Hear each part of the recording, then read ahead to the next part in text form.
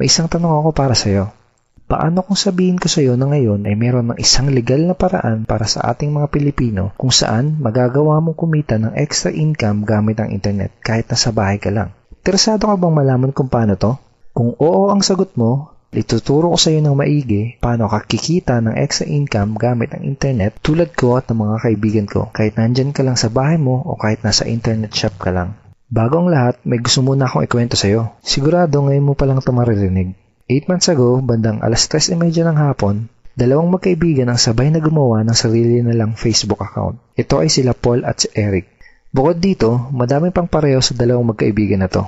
Pareho sila ng eskwelahang pinanggalingan, pareho sila ng kurso natapos, pareho silang pamilyado na. Pareho silang empleyado na nagtatrabaho ng walang oras araw-araw, parehong nakikipagsiksikan sa MRT pagpapasok ng trabaho, parehong sumasahod kada kinsenas katapusan, parehong nagbabayad ng mga utang pagkasahod, at pareho din silang gustong makaahon sa hirap ng buhay.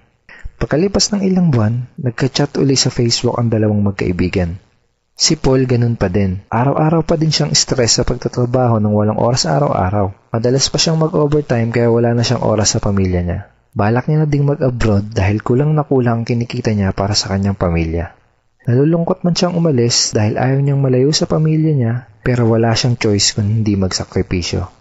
Si Eric naman, kaka-resign lang. Hindi na daw niya kailangan ng trabaho. Kumikita na kasi siya ng malaki kahit nasa bahay lang siya kasama ang mag-ina niya. Malaki na din daw ang perang naipon niya sa bangko. Gusto mo bang malaman kung anong pinagkaiba nila? Si Paul gumagastos at nag-aaksaya lang ng oras sa tuwing mag-i-internet.